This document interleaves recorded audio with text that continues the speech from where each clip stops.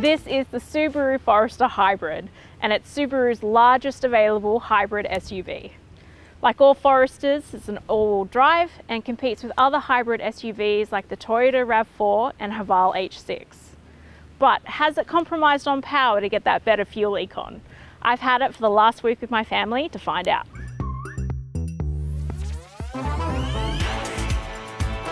If there's something in particular that interests you, you can skip ahead or read my full review. The link is in the description. The Hybrid L is the entry point to Forester's hybrid range and will cost you $42,000 before on-road costs to secure, which makes it one of the more affordable hybrid SUVs on the market at the moment. It has heated front seats, a robust looking dash and expansive windows. But not being the top spec model does mean that you miss out on some features like an electric sunroof, leather seats, and powered tailgate, just to name a few. It's a chunk. Like the previous design, the curves are bulky and rugged, but I actually quite like it. It's got a lot of character.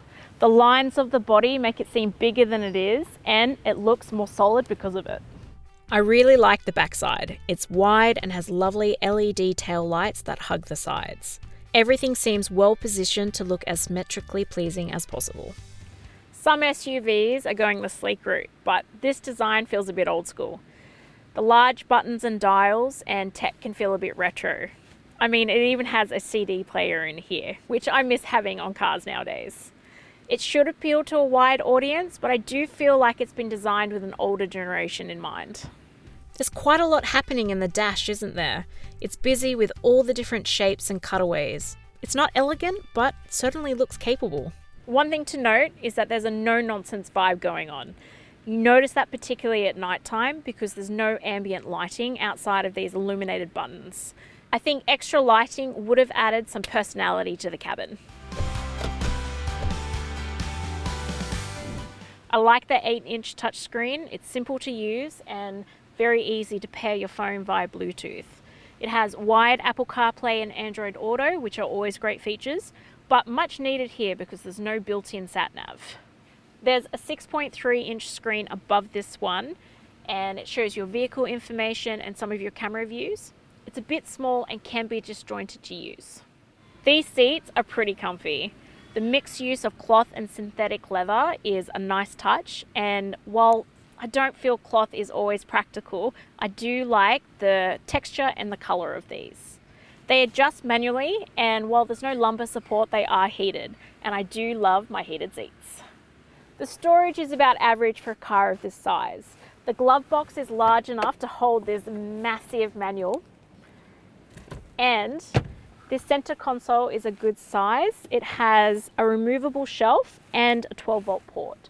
But even this feels a bit retro. I mean, you have what I presume are coin holders in here.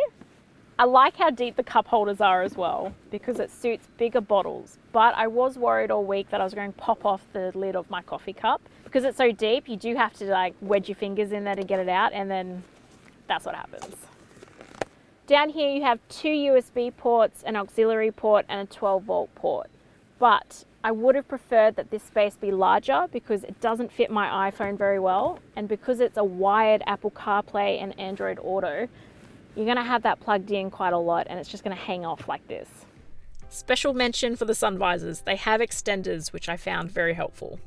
The back seat is functional. There's plenty of headroom and legroom.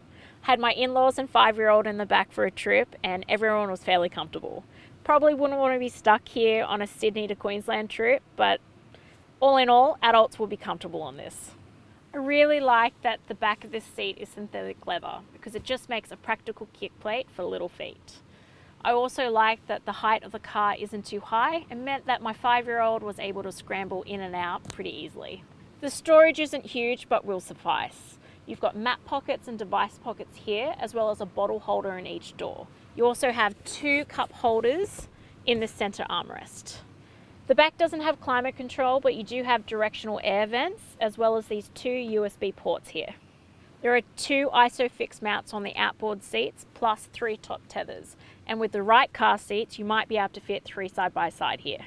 And there's plenty of space for front occupants when a 0 to 4 rearward facing child seat is installed. I like the size of the boot. The height of the lip isn't too high or low, and this cargo mat has been fantastic during the wet weather we've been having. You can fit quite a bit of gear in here as well.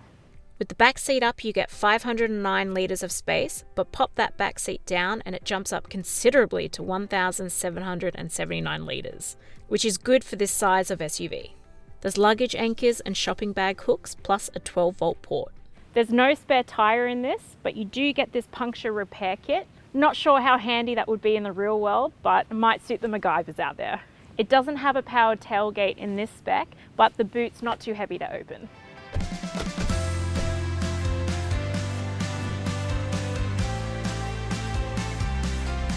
This has a 2-litre 4-cylinder petrol-electric hybrid engine. And Subaru boasts that the hybrid engine delivers better power and responsiveness at lower speeds, but kind of felt that it was a bit gutless, to be honest. You will get there, but not with windswept hair. On hills, I did find myself, chanting, "Come on, you'll do it, get up there." But don't they always say that slow and steady wins the race? Because it is steady once you get up to speed on the highway, and it earns marks for being solid during wet and windy weather. It didn't budge, which was really good. The cabin does get a bit of road noise though, not enough that you have to raise your voice to talk over it, and the ride is very smooth, even with all the potholes that seem to be popping up everywhere nowadays. The official combined fuel consumption figure is 6.7 litres per 100 Ks, and I achieved 7.6 litres per 100 Ks on a mixture of city and longer highway driving. To be honest, I would have thought that figure would have been better for a hybrid, but it's still a good result for such a big car.